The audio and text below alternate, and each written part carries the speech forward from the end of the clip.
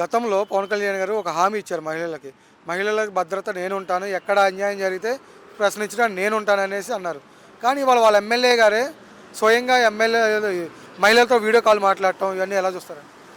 ఇది చాలా సభ్య సమాజం తలదించుకునే పరిస్థితి. మహిళల మీద ఎంత చిత్తశుద్ధి ఉంది. సాక్షాత్తు సభ్యుడు, సాక్షాత్తు ప్రజాప్రతినిధి అందరూ ఓతు తీసుకొని అక్కడ మేము ఈ రాజ్యాంగాన్ని పరిరక్షిస్తాము, ఈ రాజ్యాంగం పట్ల జనం పట్ల విధేయతగా ఉంటాము అని ఓతు తీసుకొని వాళ్ళ ఎంత జుగుప్సాకరమైన పరిస్థితి అంటే అది చెప్పేది కాదు.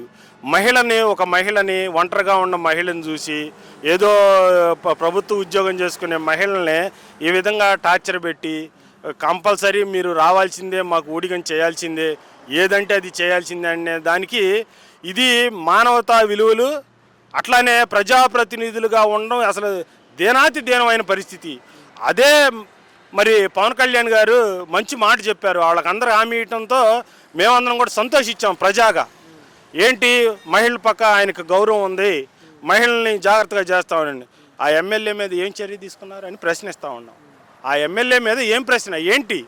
ఊరక వాళ్ళ కమిటీ వేయటము, ఏదో మసిపూరి 4 రోజులు వదిలేస్తే వాళ్ళు ఏదో తీసుకున్నారులే అని చెప్పి తప్పించుకునేదని ఎమ్మెల్యే తీసుకో.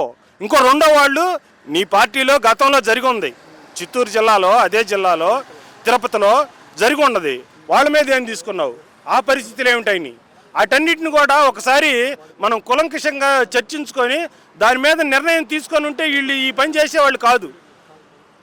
కానీ డైరెక్ట్ శాసనసభలో కూడా వీడియో కాల్స్ మాట్లాడటం ఇవన్నీ ఎలా చూస్తారు? ఏమండి, ఇంకా దాని గురించి మాట్లాడుకోవటం అనేది చాలా వాళ్ళకి ప్రజాస్వామ్యం మీద కానీ ప్రజల మీద కానీ ఏమాత్రం బాధ్యత ఏంటండి?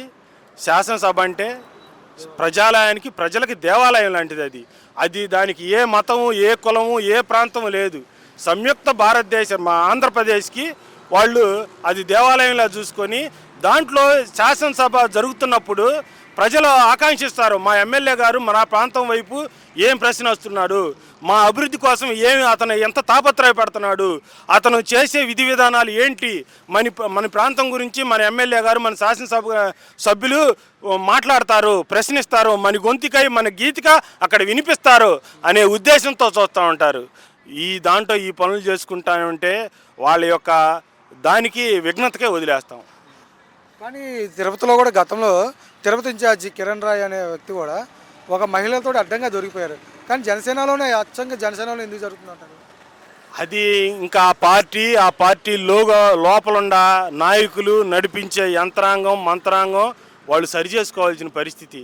దాని గురించి వ్యక్తిగతంగా పోయి మనం మాట్లాడితే వాళ్ళ వ్యక్తిగతం అడ్డుపోయింది. వైఎస్ఆర్ కాంగ్రెస్